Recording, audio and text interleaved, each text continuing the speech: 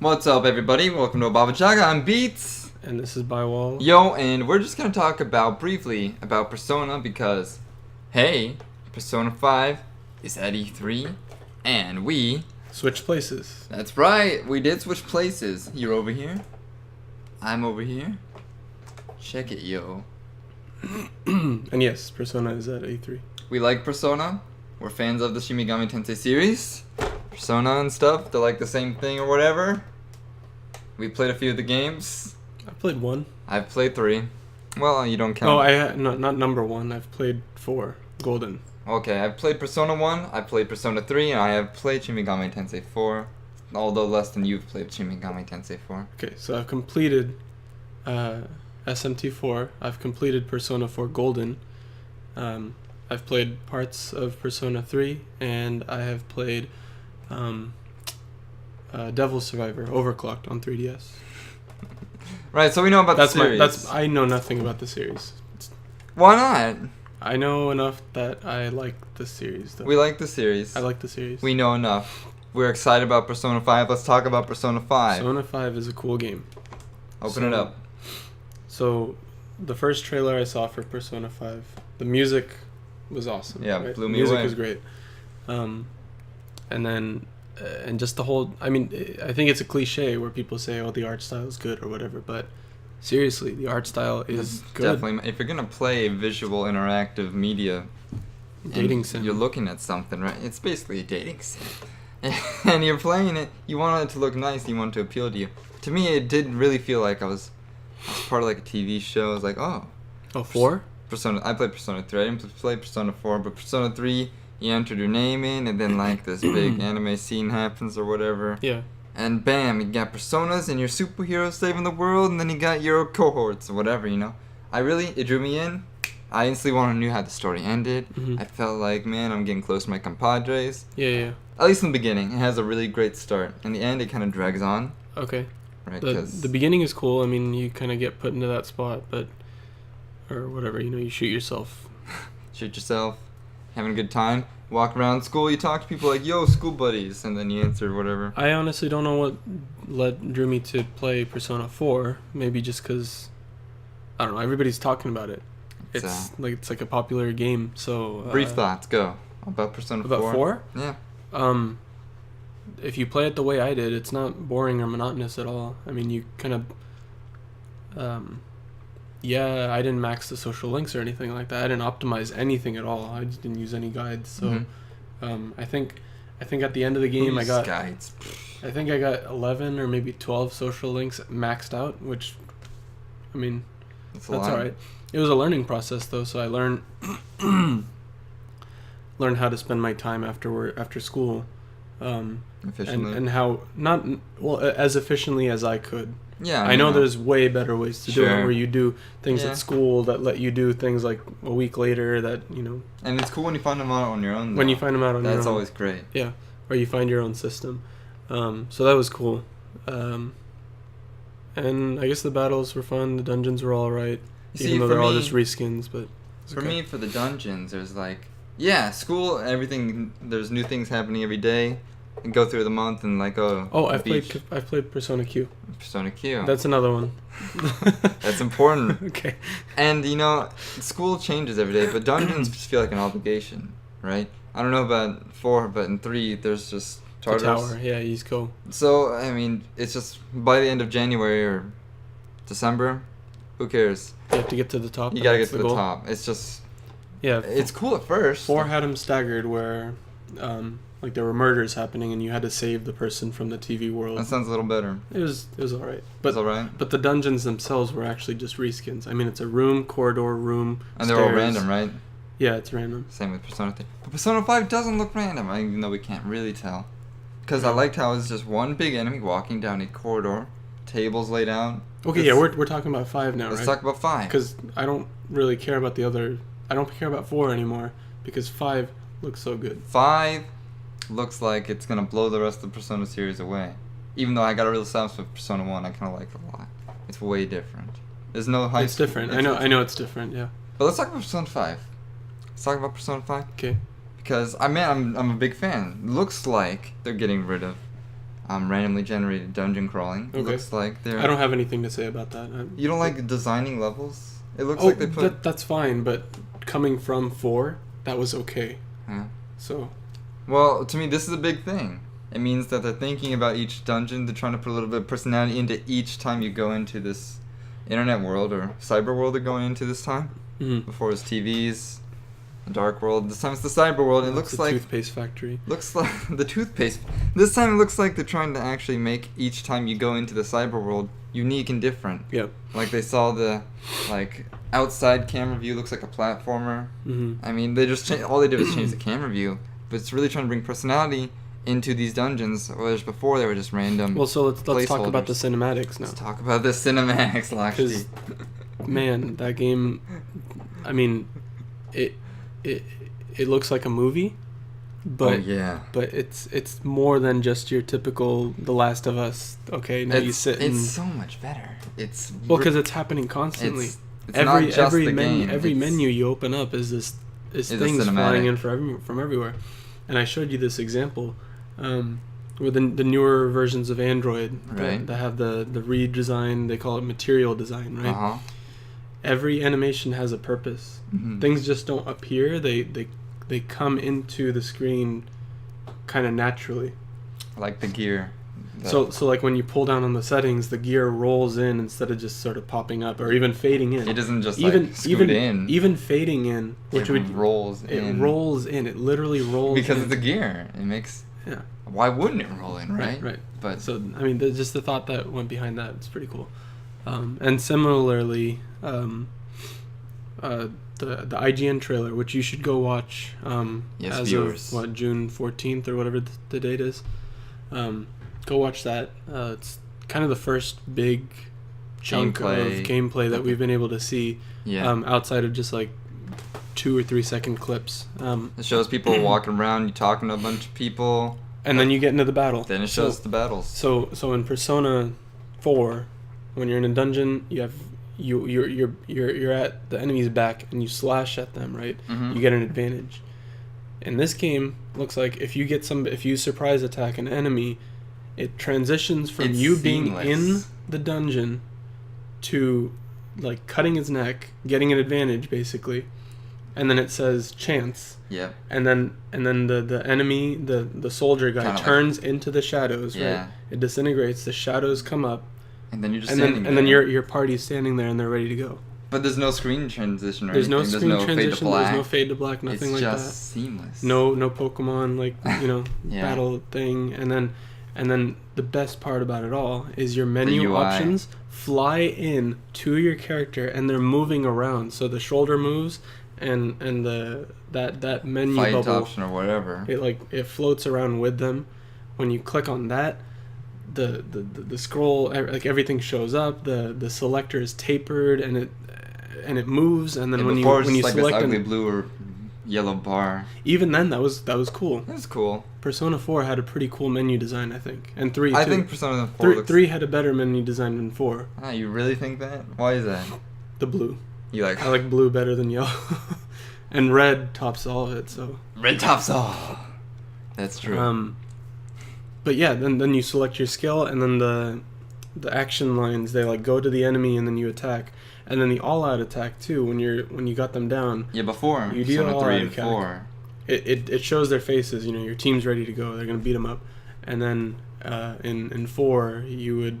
It's They would just all run to the enemy, run action like into a big dust cloud, and dust then cloud. you'd beat them up or whatever, and that's It was cool. That was cool.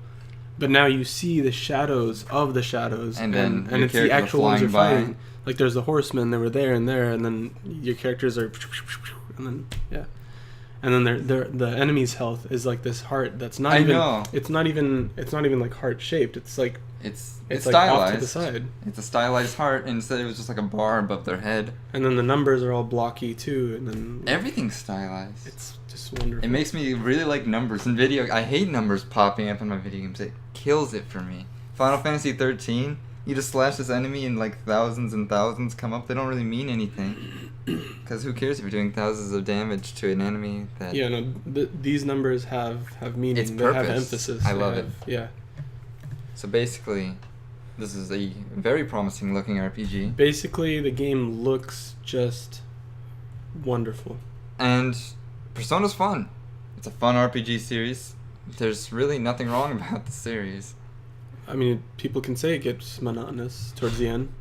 Well, Oops. We're just gonna pretend like that didn't happen. Well, the only thing is because it's high school dating sim and dungeon crawling, they don't integrate it super well, at least in 3. So, as the game drags on... Okay. Three is kind of segmented where you have your school. I haven't played much, but you have the school, and then you have to go into the toothpaste factory to go fight the demons. And you can do that whenever you want. Let's see, but it sounds like in 4, there were set pieces. Well, in the 4, people from the story are missing, and you have to go save them. Okay, so there's there's incentives like to a go sense of besides urgency just to go save get there them. eventually. Now, the best thing to do in Persona 4 is just save them on day 1 because the game's so damn easy, but... Is it that easy? Golden, I mean, that's why I want to rebuy it on PS2 and play that version, because... I mean, it's $20 eBay. Yeah, or Amazon. Amazon even, yeah. Just whatever, just do it. Golden's not... After playing 4 Golden, I don't feel like Golden is a good... the best version of Persona 4. It's not a challenge coming from something like SMT4. Okay. Or, I mean, SMT4, I feel after you get past the beginning is pretty I thought easy. Medusa was hard. But let's say Devil Survivor, like that's a game that I played. That's a tough game. It's hard all the way through. That's a tough game for somebody who's not used to the series. Now Zach, he's played a whole bunch of them. He knows which skills. He knows what Dekunda does or whatever. Yeah, whatever you said. I think it's lower defense or something. I don't know. Sure. He knows all that kind of stuff off the top of his head. Why do they name it this junk? Well, and then it's different. Zan and then Garu and then... Or no, what's Wind in SMT4? Agi, no. Garu? Garu, that's the Persona version, and then I think Zan is... Yeah, Zan is the SMT one. So, like, the names change even. Get your stuff together, SMT. You should have consistency by now. Persona's not an SMT game, though. Why not? I mean, there's even demon shadows. There's shadow conversations in Persona 5 now. I haven't seen that. It was in Persona 1. They just took it out of like Persona 3, 4. Got it. So we were missing out, but they brought it back because it's a darn good feature. You could talk with your moth enemies and yo. And Atlas and that team behind all the Persona games, they made Catherine too. Their dialogue is on point. Yeah, I mean dialogue is very important to me as an RPG lover. If you want to have a story-based RPG, then you should have good dialogue too. So. Right. And good music. Yeah, but I feel like SMT4 didn't have very meaningful dialogue. I mean, SMT4 got the story. You had to just complete the story basically, and that was it. I know, but talking to people in the bread shop was a pointless endeavor because it wasn't interesting or worth the time going over. No, that's true. That's something I look forward to. Does every character matter, or are they just there to be there to fill in the blank air or whatever? That matters to me. Yeah. Because I play lots of RPGs, and if... Well, okay, so here's another big change. You think of something like Persona 3. Now, you played the portable version where you're just a little dot and you move around. Which is fine. That's fine. If you play it on PS2, which is what I was playing it on, you have a character and you move around. Even then, there's only maybe 20 NPCs per day that you can talk to. And they don't say 30 interesting. In 4. Now, 4, I have more experience with 4. You have about 20, 30 NPCs that you can talk to per day. Okay. In SMT5, do you see how many people are walking? They're everywhere. They're everywhere. And I wonder how many of those you can actually talk to. I wonder too. I mean, I did see you kind of walked even when you're running. I bet the ones that have their face down and are kind of just scooting past you, they're just visual. They're just there to fill space. But I hope they don't just I feel like we're in 2016. They're not going to just skimp out on the NPCs now. I think. That's what I feel. Not somebody like Atlas. Mm-hmm. Atlas is a good company. Well, I shouldn't say Atlas. Who actually develops? Persona Team, I guess. Persona Team. They deserve the credit. Yuku Persona Team. I'm not that smart about the SMT developers. I don't know anything either. Is SMT and Persona really different? Like, I mean, I know they're... Well, they dropped the name. I mean... yeah, I know, but... whatever. I'm not that picky. Well, there's that image, that wonderful, wonderful image that's the grid, the 3x3. Okay. That says, like, SMT fans, how they view Persona, how they view themselves, and how they view... Right, okay. You know, and then it's like it's got the Scooby-Doo and the... You know. Yeah. That's basically what... There's a difference. Yeah, sure. So...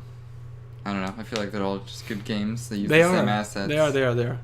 Assets and like pixies in both. Yeah. Same character. Anyway, anything else to say about Persona 5? Music's great. Music's I great. can't stress that enough. Music's... I like cats.